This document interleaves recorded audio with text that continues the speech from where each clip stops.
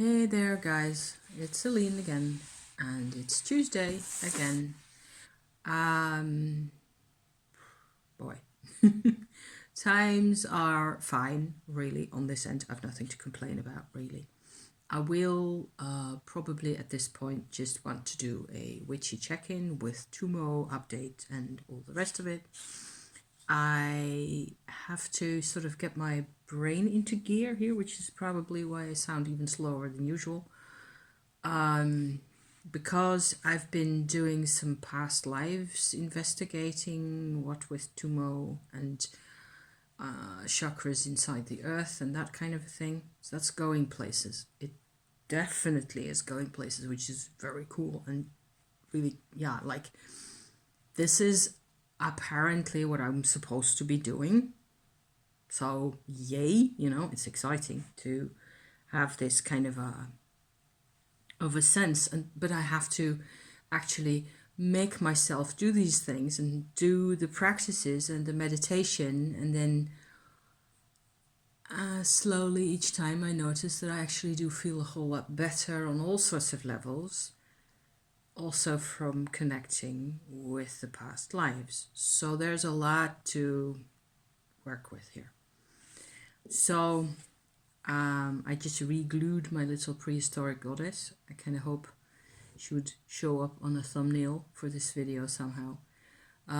This is a copy that I made out of clay and baked in a fireplace or sort of a barbecue pot. That's her bottom right there. Of a prehistoric, I believe, 20,000-year-old or something.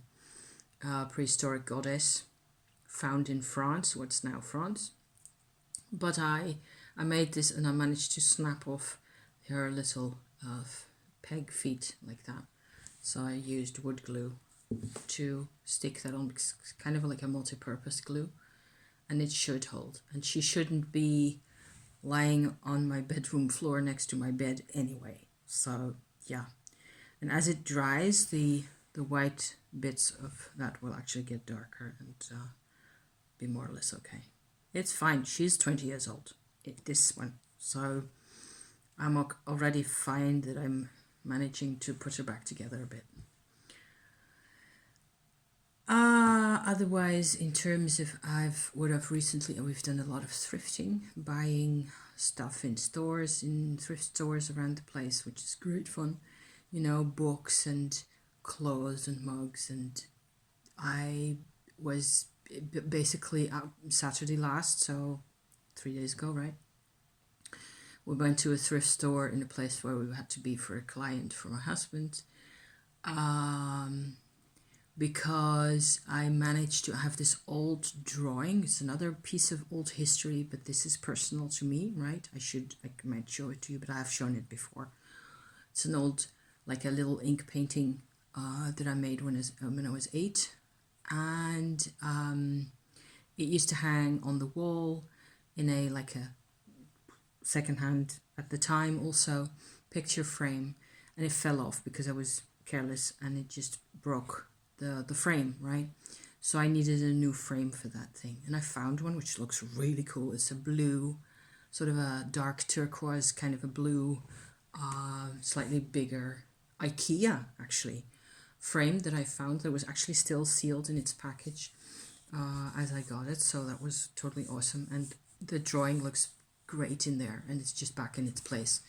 So that's something that's rather a big deal to me, because that I've sort of reconnected with the person who made, with the inner child work I've been doing over the past, that Tummo, my Tummo practice has allowed me to do that. Okay, my Tummo practice is becoming like this big railway station in a way, where it is allowing me to go in all sorts of different directions. And over the past couple of months or so, a lot of it has been about regaining inner child's agency a lot of the time, and doing things that connect with that. And that's done me a lot of good. It's also really strange to be working with these emotions at my age. Basically, you might have, hopefully been able to let a lot of those things go by the time, after half a century.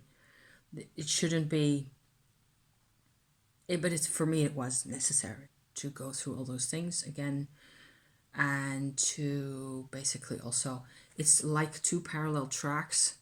Of one of them is psychology and keeping track of my emotions in the now, who I am, what it is that I need. And I think that what with my sort of mapping out over also on this channel of these emotional issues with my parents and my grandparents and all the things that all those people have been through, I've done quite a lot of that, and it seems like it's actually a lot easier to let it all go now, in a way where that doesn't even sound completely right, because it doesn't get let go of. It gets pushed into a part of me that isn't necessarily less relevant to my life at the moment, but it's not what I'm working on, if that makes any sense. So I have to, I can tell that the whole Holocaust monument, the whole that I visited in Amsterdam a couple of weeks ago, the whole, I was reading up on the situation in the war concentration camps in Indonesia, where my mother was as a kid with her mother and all that. I've gotten a lot more insight suddenly in how things were for them. So that's the compassion side to the Tummo practice, okay? So if you're new here, hi, welcome. And you've never heard me talk about Tummo before, I practice a particular kind of Tummo, I think, because I know by now that there are several different sort of styles in Tummo. They're not that easy to get information about. It's possible. And some of it is actually on Wikipedia, will you believe it? So like, for example, this picture here, I've made a set of cards where this is two of them that I've added recently that I'm going to show you.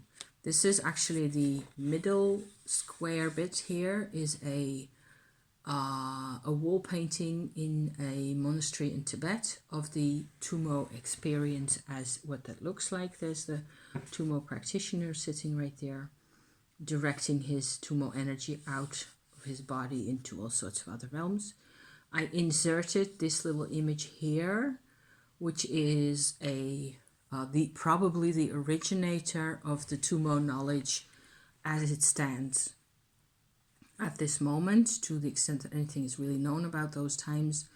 He was born in 988 AD, that is, so after the birth of Christ, okay? So this guy's over 1,000 years old. His name is Tilopa, and his teachings, he got his teachings from elsewhere also, but so in my image here, in my combo of things, he's actually just watching the practitioner in there. So I felt that was rather cool. It looks a bit more green in actual life than this. This is a slightly on the blue side, but it still looks fine, I think. So that's the one that's important for me. I have this other one as well, which has much more to do with the psychology of things, where there's black elephants at the bottom and people running around following a path with the elephants. And as you go up, the elephant becomes more and more white. So there's no race reference here. This is from I believe it's 19th century, but it's probably an Indian painting that somebody made at some point, where you can see the darker, can't help it really. The instinct driven elephant becomes a more willing and quieter kind of elephant. I suppose is what this is about. I found this useful because I occasionally have to struggle with my own emotions. And I just have this to remind me it's a process, okay? Sometimes you go into big issues with resistance and the past and painful memories and things. And you have to find a way to live with things or not, depending on what it looks like for you, okay? So all that is really relevant in the Tummo. You cannot really, I think, as a Westerner anyway, do Tummo without some sense of what it does to your emotional life. Whereas Tilopa, so this guy here, the historical originator of what's been written about Tummo in the old days, he says on the Wikipedia page, which I will put the link to in the description here, that you should just not think about all those things. You know, you should just let it all go and don't reflect, don't evaluate, don't relax, you know, just let it all happen. And that's a possibility. And I think in the end, he is right, but it takes some doing. And you just have to sort of wriggle yourself around where at some point you actually do have knowledge, which is something I've said before. In my own experience, each time it is like, I have to have knowledge of what it is that I'm supposed to let go. And that may take a while. It may take me a while to figure out that it isn't really about this event or other that I have a lot of resistance about, or that I feel is painful, or also all sorts of, you know, angry making, sad making, embarrassing kinds of possibilities there. Often it transforms only when I start to acknowledge what other people were feeling. That can be really tough, and it takes a while. So yeah, so hence all those, these are just 2 more cards I have. They're not even finished yet because they need to be edged in paint here, but I haven't really gotten around to that yet. So in terms of the whole past lives investigation, the thing is, it keeps coming back to me, this whole issue, and I keep finding that as I sort of sit and ponder and, you know, jot down scrawls and scribbles in my journal about this, it feels good. It feels like it is what I should be doing with all this. And it is like I need to find out who I am, where I posted a video a while ago, early last week, I think, about the tribe versus the self, which is about your chakras in the earth, okay, what I've been working on and talking about for the past couple of weeks, where the chakras in the earth, there's a number, and they are talked about on the internet as well, and it's possible to find the subpersonal chakras with more or less the type of meanings that I found for them as well. So I was completely blown away that actually happened, that I actually had some common consensus with other people on this, in this field, which is, oh, yo, I mean, that doesn't happen every day. So, but I went then at that point in that video into a bit of this, into this detail as to how coming into contact with vibrationally through your Tummo practice with these different chakras actually allows you to, and I think it's all Shakti energy, which we all possess, whether we're from Europe or the States or any place else in the world, really. You don't have to be Indian to have Shakti energy in your body. So a lot of this stuff is more accessible and more available to people than we think. Culturally, it's like completely limited to anybody living in India or in some type of an Indian subcontinent type context. But vibrationally, it certainly isn't. So that's why I make my videos about this stuff, because I just have these experiences with that and I find it fascinating. And I just like to, bring this stuff out there. And so it's like a kind of what I do, the Tummo practice that I do is kind of like a Kundalini yoga kind of a thing. And as I advance, it will be in January, somewhere at the end of January, it will be 2 years that I'm actually doing this. And, every day. So there hardly ever a day goes by without some time spent on this practice. And so it's hard work, but it's also quite relaxing and very beneficial to my health in all sorts of ways. And I think that one of the major, big, huge benefits in terms of how I feel is that it does a lot of detoxing for me. So if I drink enough fluids and enough hot water, that is fine, really. And so that's a direct benefit that I can actually also feel. What with, the gray hairs and all that, I want to have all the energy I can, and I believe also what with the past 2 years have been really tough for other people around the planet. Not only because of COVID, but also because of the measures due to COVID and all the stress and all the things, there's been so much going on. And I believe there has not been much of a window of opportunity for anybody on this planet over the age of 5, I think, to have a day where they would just feel normal and happy and reasonably content and reasonably able to do their things. And the same is applied for me. And I don't realize it because I tend to just go on, bulldoze on, keep going, keep trucking, gotta be making videos, gotta be writing, gotta be whatever it is. And you cannot just afford to let it all slide and just forget, just sit there, because it would eventually, for me, and it does occasionally, and that's fine, but it does lead to depression because you just feel too hemmed in. And you can sometimes solve it by going outside into the fresh air a bit more, which is certainly a good idea.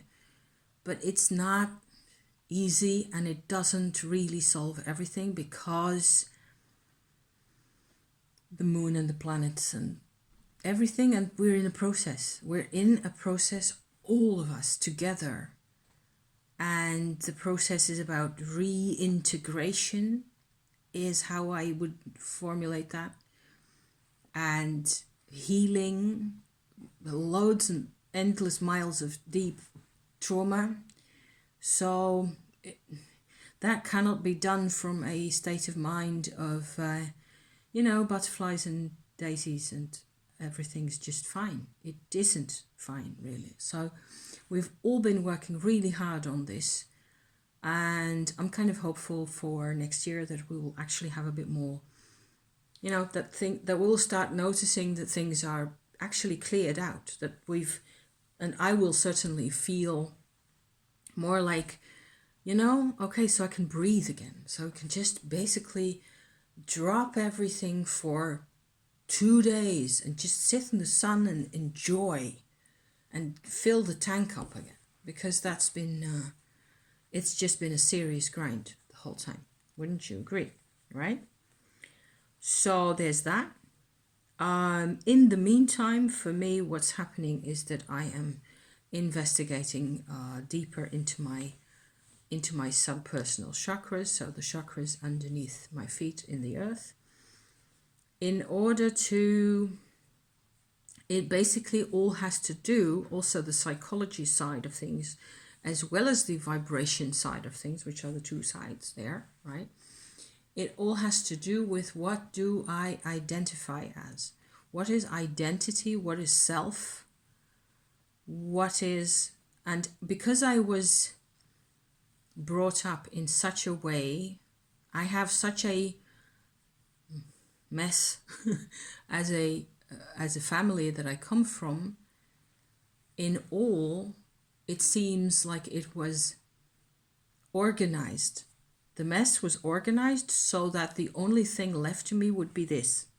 Okay? if that makes any sense. So, because I cannot sort of deduce who I am or believe that who I am can be defined or described from the people that I was born to, or the country, or any of it. Myself does not have that much to do with the people I was born to. And that's really weird. It also allowed me the energy work that I've been doing with my Tummo vibration into the earth like this. It allows me to distinguish between the vibration of the tribe that I was born to, the tribes, plural, of course, that I was born to in this country, to some extent.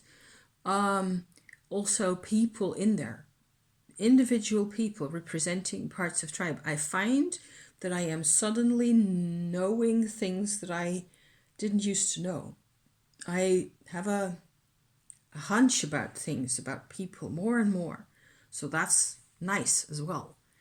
But it works that way because of the contrast between the vibrations of the tribes and the self. For some reason, they work together. They need each other. The self, what I call the self code, even because that sounds cool, I feel, which sits like way down underneath the bottommost of the chakras right there in the earth, going all the way down like that. At the bottom here is a field or a vibration that connects me most closely with like a permanent sense of self, of who I really am. And immediately you get all sorts of illustrations around that idea of self. And they actually come from past lives because they sit on top of that self code bit right there, like nestled really tightly together. Immediately as I connect with those things, I can feel that it helps to integrate things in here. It's so strange. It's beautiful and strange at the same time. And it means the world to me. So there are some past lives that I can actually sort of distinguish with very little detail. What happens is that I get atmosphere of certain parts of the world, Eurasian parts, and going into India and going, funnily enough, into Mongolia as well. Nomadic herdspeople, tribal things. So they're all tribal things, right? Those are the illustrations that I get for past lives information, for past, but in the main, what it looks like, that chakra, the whole chakra thing, it looks like everything was just ground really fine. So what you see is a very colorful ball of sand with all these loads of tiny details. And tiny details that you can't even make out, tiny bits of color, bright bits of color like that. And the occasional sparkle here or there, you know. And the self is behind all that, and I have no idea what the self really wants. My self, that is. I am just another expression of that self. So here's my theory here about those things. I am just, as I sit here and do this, I am doing one of a number of options that I had for this life at this particular point in history with this particular set of circumstances and all the rest of it. I have this window now that I'm working on. Okay, this is actually the window, right? In the past, I have been to the extent that that can be qualified as because I wasn't a part of me, a very deep hidden part of me is connected to those parts, right? But I wasn't born in India in 1100.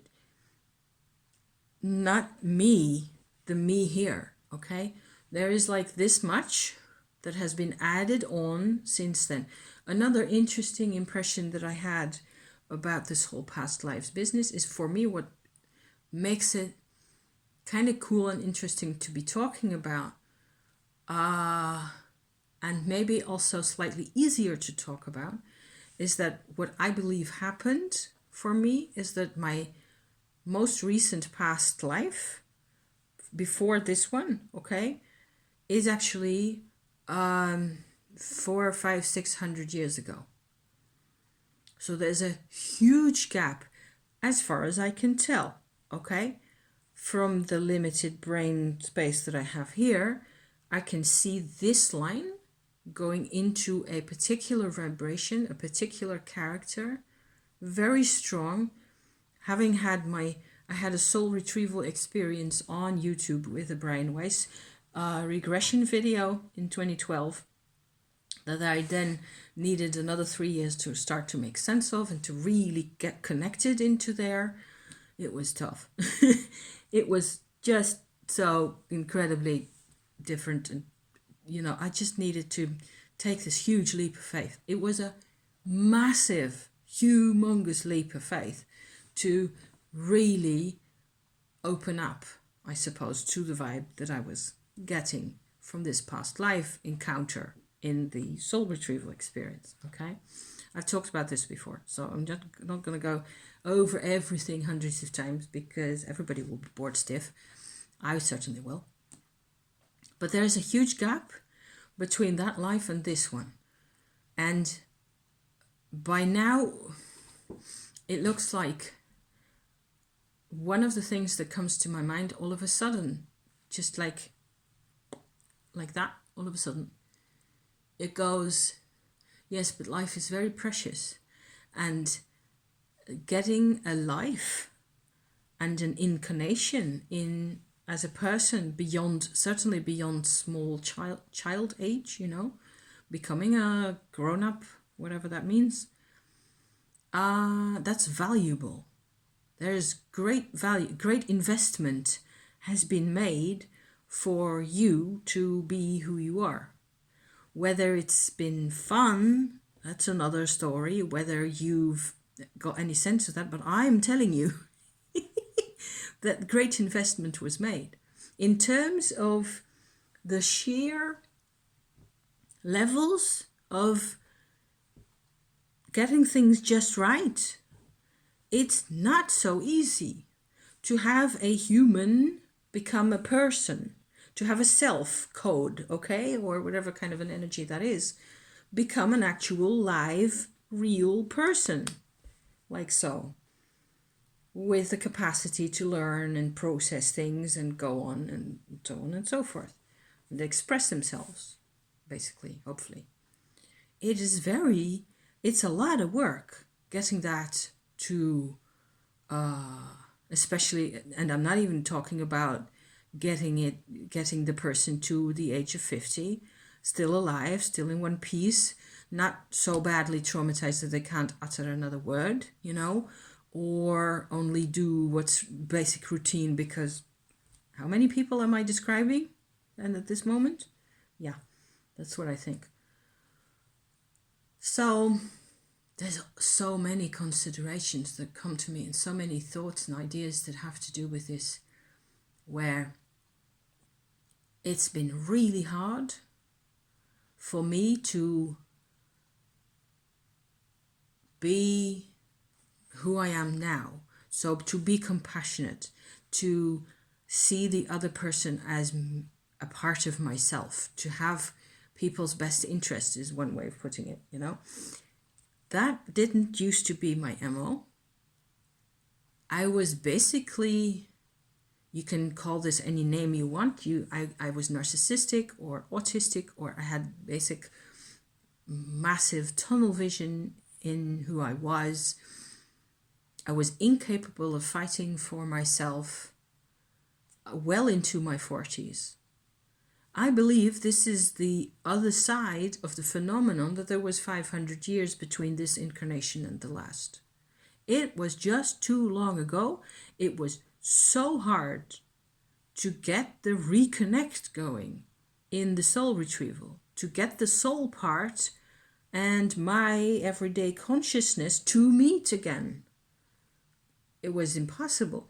Afterwards, after I'd actually completed this sort of a opening up, reintegrating process, I started seeing other things, seeing connections, seeing things that made sense in my life also beforehand. In this life, before any of it, where I used to have this kind of, I had these nomadic tendencies. I was always all over the place. I was always into Romanian folk music and Turkish music and all that type of stuff.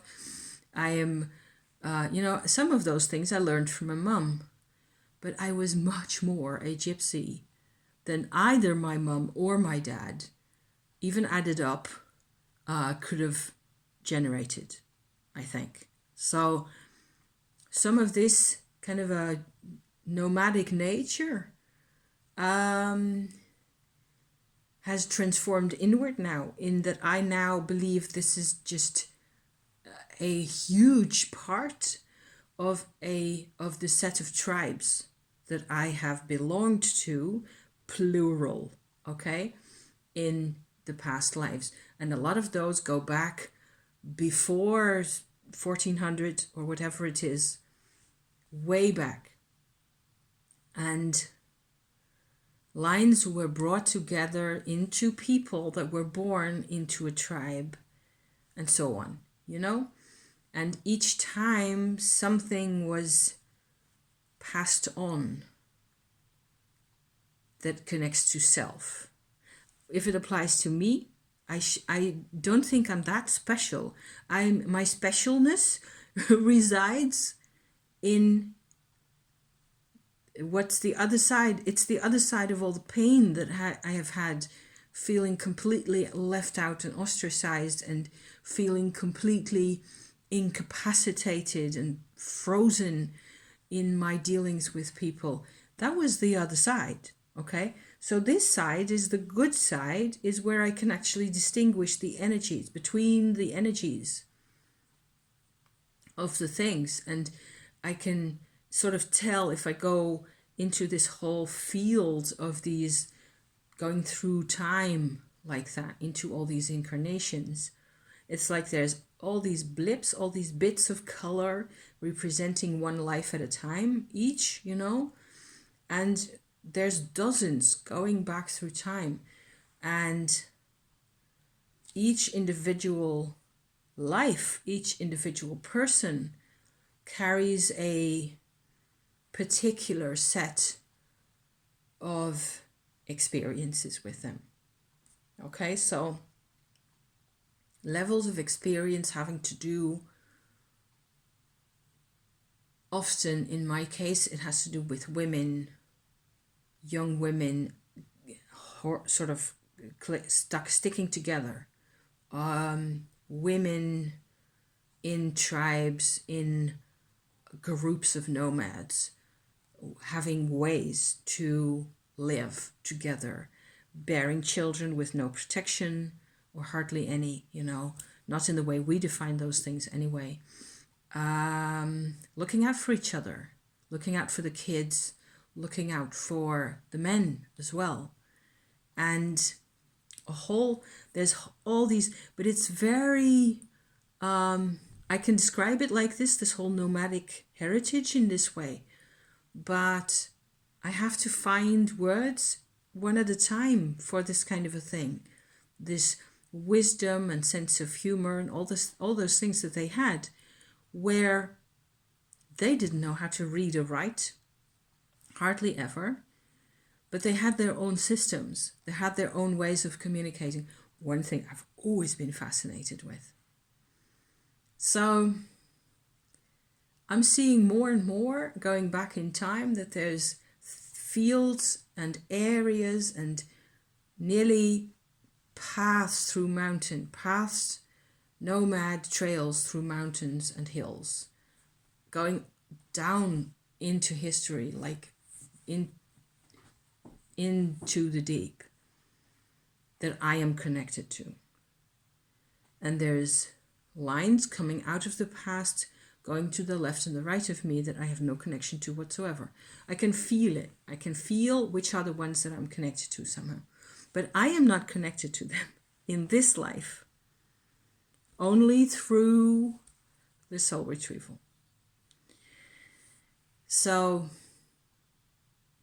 divination has something to do with it. You know, cards and runes and witches' runes and symbols and things like that have something to do with it. It's like there was, or there have been several probably sets of oracular systems that I encountered and used back in those days, you know. And so much of it is just completely hidden because it's all what you get to see necessarily. The information, the imagery, the rest of it, everything you get to see basically is tribal. The self expresses itself through the tribe. Okay. Sorry. So it brings up fragments and shards and little veils, bits of fabric that have to do with fibers, you know, that have to do with activities. Everything, all of it was tribal. And out of that, you cannot really even at that level, also not 600 years, not 1600 years ago, you cannot find yourself in any kind of tribal information because it belongs to a tribe. You were only a passenger. You're actually a nomad in a nomadic world. Really. So I think that's kind of cool. And I'm going to close this off right here because I'm over half an hour in. Yes, dear Lord. If you've seen all this, thank you. Well done. Just trying to think aloud about things that people don't talk about all that much. A lot of the internet algorithms is about the things that everybody watches. So it tends to stay in the top 0.03% of interesting things happening, you know.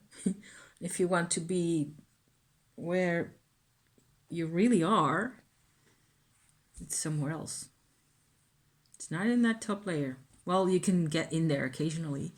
I mean, I watch celebrities saying interesting and clever things as well, which is cool, and I like them, and I occasionally post comments because we all have to do that sometimes. Cannot be 100% super serious the whole time. Thank you for watching. Yes, again. And I may be out this week or maybe next week, as it is. Okay. Best of luck to you, and see you next time. Okay. Ciao for now.